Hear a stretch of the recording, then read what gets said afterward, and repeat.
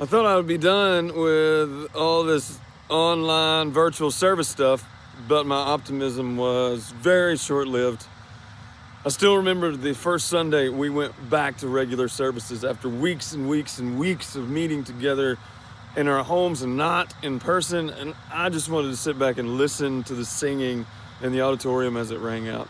Talk to the family I'd not seen in months, but alas, here we go again.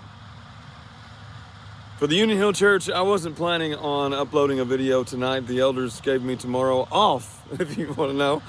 But now you have two lessons to listen to. Don has one too, so plenty of spiritual food to choose from for Sunday service in your living room. I do apologize for the attire. I didn't have time to go home and change after we all heard the news yesterday.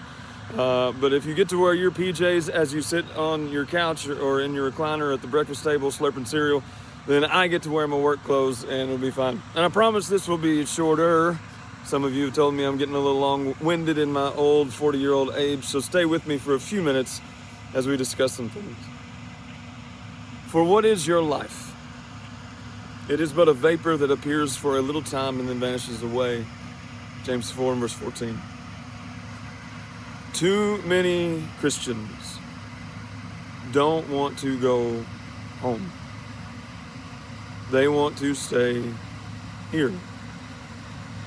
They're anxious about all the stuff of this life all the time. It consumes their every waking thought, their every waking moment.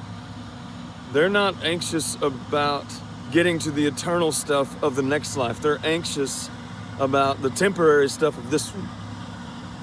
And too many Christians don't want to go home. They've invested so much of their love in stuff. And it skewed their perception of eternity and even blurred and blocked their eternal eyesight. Are you more anxious to go home to be with the Lord than anything else?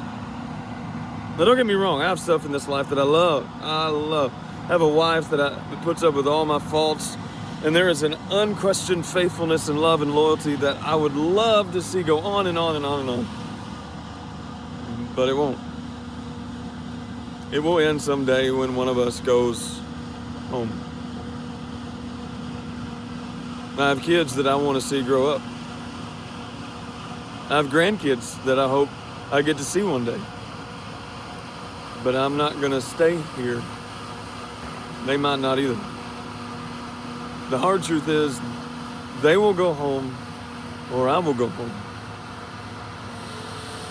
In this combine behind me is my 17-year-old nephew, my sister's oldest. She died of cancer when she was 37. I'm not going to get to stay here. I want to go home. One day, like Job, you may have your whole family. The next day, you don't have anybody left. There are countless people sitting in nursing homes and care facilities. People who came from large families, knew hundreds of people in their lives, and now they're the only ones left. Are you most anxious about going home to be with God? We're not anxious about meeting God. We're anxious about meeting deadlines and quotas and paying bills and getting more. I know all too well the stress of balancing the business world with the spiritual business of God. We're not anxious about seeing God. We're anxious about seeing more of the world. We're not anxious about going home to be with the Lord. We're anxious about making this world as homey as possible, hanging on to this fleeting vapor of a life with every fiber of our being. Too many Christians don't want to go home. They want to stay here. If we were really anxious about going home and we really wanted to be with the Lord more than we wanted to be here, then all of us would have no problem truly and sincerely praying what very few Christians pray for anymore. Lord, come quickly. I want to go home.